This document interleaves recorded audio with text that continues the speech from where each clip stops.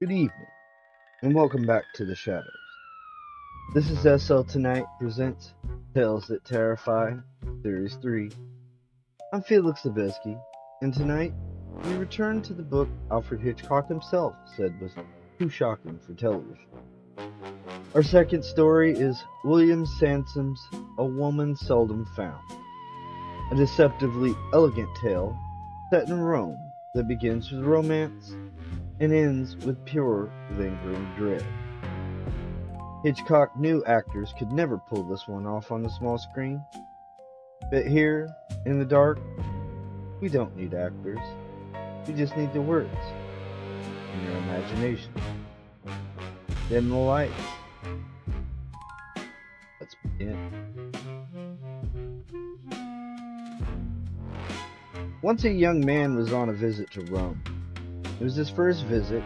He came from the country, but he was neither on one hand so young, nor on the other so simple as to imagine that a great and beautiful capital should hold out finer promises than anywhere else. He already knew that life was largely illusion, that disappointments came in compensation, and he knew, too, that life could offer a quality even worse, the probability that nothing would happen at all. This was always more possible in a great city intent on its own business. Thinking in this way, he stood on the Spanish steps and surveyed the monumentous panorama stretched before him. He listened to the swelling hum of the evening traffic and watched as the lights went up against Rome's golden dust. Shining automobiles slunk past the fountains and turned urgently into the bright Via Condotti. Neon red signs stabbed the shadows with invitation. The yellow windows of buses were packed with faces intent on going somewhere. Everyone in the city seemed intent on the evening's purpose. He alone had nothing to do. He felt himself the only person alone of everyone in the city. The searching for adventure never brought it, rather kept it away. Such a mood promised nothing.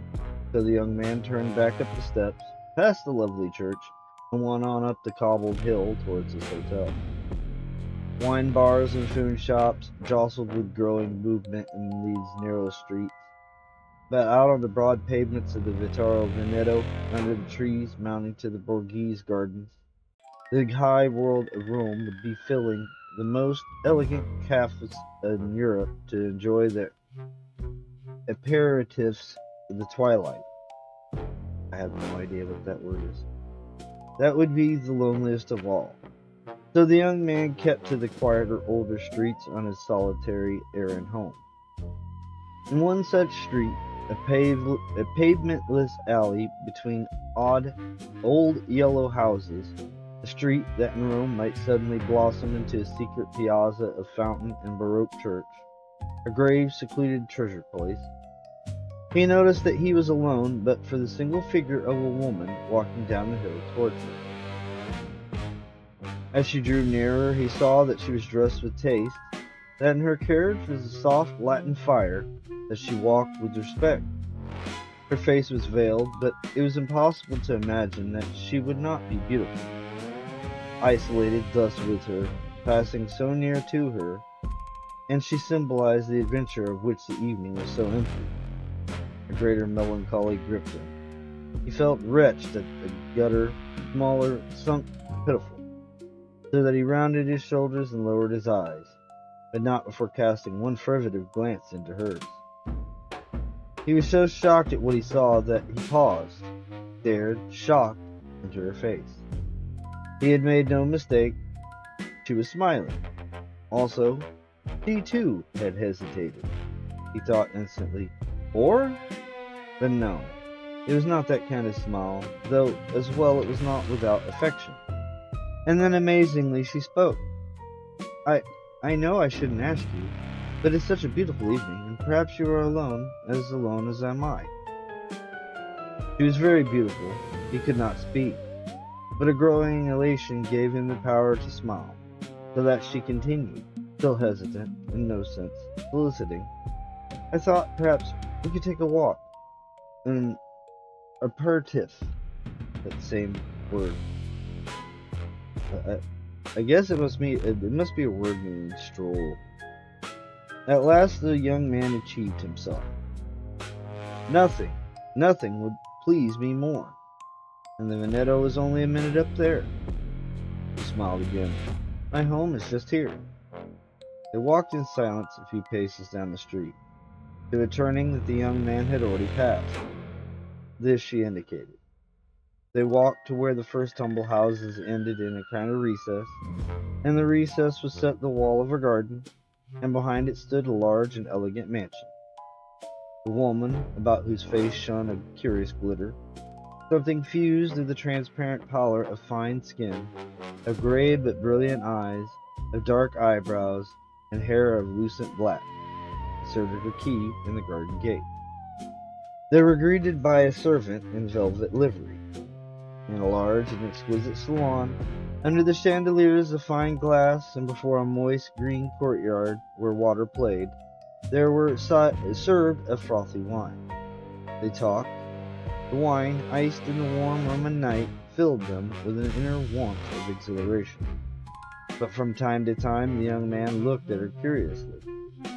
With her glances, with many subtle inflections of teeth and eyes, she was induced an intimacy that suggested much. He felt he must be careful. At length he thought the best thing might be to thank her, somehow thus to root out whatever obligations might be in store. But here she interrupted, first with a smile, then with a look of some sadness. She begged him to spare himself any perturbation. She knew it was strange that in such a situation he might suspect some second purpose. But the simple truth remained that she was lonely, and, this with a certain deference, something perhaps in him, perhaps in that moment of dusk in the street, had proved to her inexplicably attractive. She had not been able to help herself. The possibility of a perfect encounter, a dream that years of a disillusion will never quite kill, decided him. His elation rose beyond control. He believed her, and thereafter the perfections compounded. At her invitation, they dined. Servants brought food of great delicacy, shellfish, fat bird flesh, soft fruits, and afterwards they sat on a sofa near the courtyard where it was cool. Liquors were brought. The servants retired. A hush fell upon the house.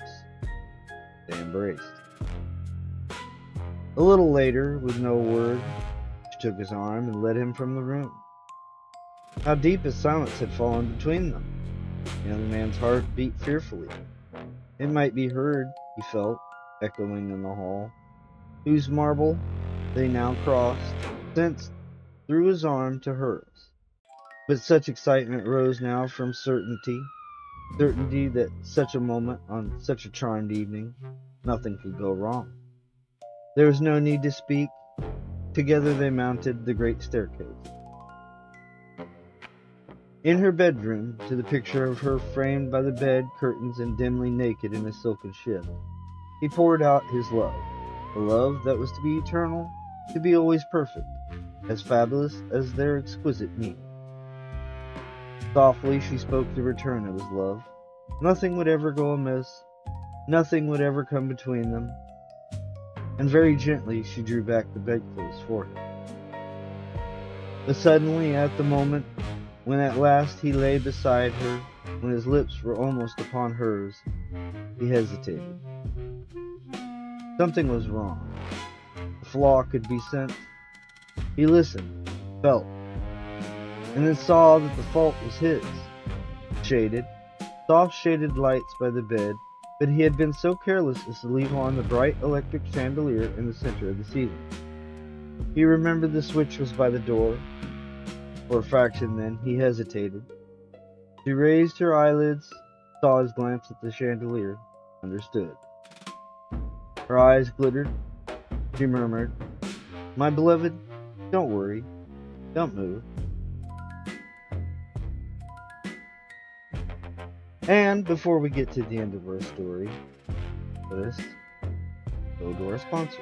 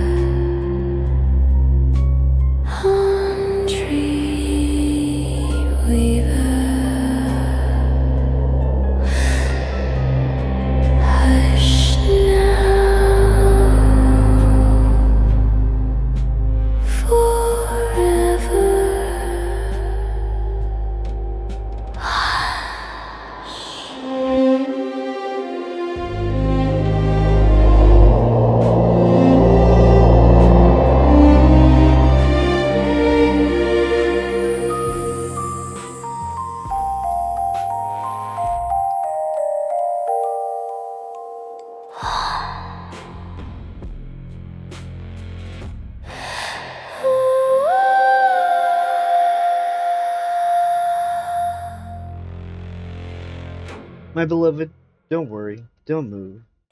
And she reached out her hand.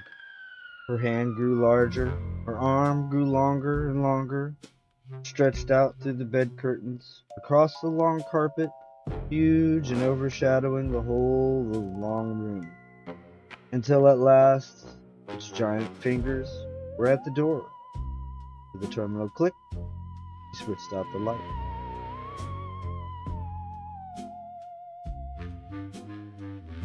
And that, ladies and gentlemen, is why some stories simply refuse to be televised. Elegant, seductive, and absolutely merciless. William Sansom took a simple pickup in Rome and turned it into something that crawls into your skin and stays there. Hitchcock was right. Television wasn't ready. We are.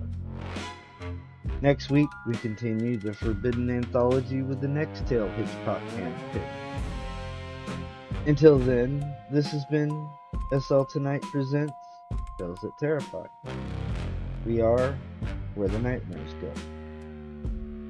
Good night, and good hunting. Click.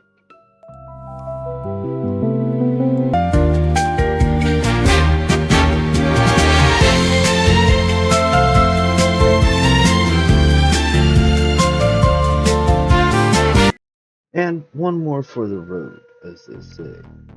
The vampire's victim. The times just weren't right for vampires, Rudolf thought bitterly as he drove his car up the lonely country road. Yes, he should have been living in the 1700s or 1800s, when a vampire didn't have to fear the modern police methods of the 20th century. Back in the olden days, the friends and relatives of a vampire's victim would never dare dream of hunting out the vampire and seeking vengeance. Instead, they merely bolt their doors and cower in terror in the darkness, praying that the vampire would not pick them as his next meal. But when the policemen of 1951 came across the white corpse of a vampire's modern science and criminology were brought to bear on the case, and the poor vampire had to flee and skulk in his hideout like a common, despicable thief. Even Rudolf, the most cautious and cunning vampire of recent years, was now a fugitive from the police of 18 states. His fingerprints, footprints, even tooth marks were on file in practically every police headquarters. That was why Rudolf was now driving along the lonely country lane looking for a potential victim. No city or town was safe from him now, not with all those wanted circulars flooding the centers of crime enforcement. Yes, from now on he knew he would have to lead a fugitive's life, living only in the thinly populated rural areas, where the local police were less informed and efficient than their city colleagues, and he'd have to be very careful about his choice of victims.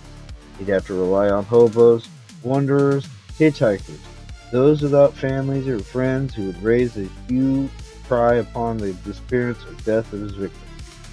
Rudolph's burning, hungry eyes lit up suddenly as he spied the hitchhiker down the road, sending for a ride. It was a girl, lovely and healthy looking, dark features and a flashing smile that showed strong white teeth. "Hop in," Rudolph said as he pulled to a halt in front of her. "Visiting friends or relatives around here?" The girl laughed charmingly. "Oh no, I have no friends or family. I'm just wandering around the country. But how about you? Do you live around here?" Rudolph smiled, an exultance welding up in his chest as he knew he had found the perfect victim. Someone whose disappearance would not be noticed, whose death would not be mourned. "No," he said, "I guess I'm a wanderer, just like you. We have at least that much in common. No family, no friends, no—" Yeah! As the girl struck like a serpent, Rudolph knew in his dying moment that they had one more thing in common, and that he was about to become the victim of a vampire who'd been wandering around the countryside for the same purpose.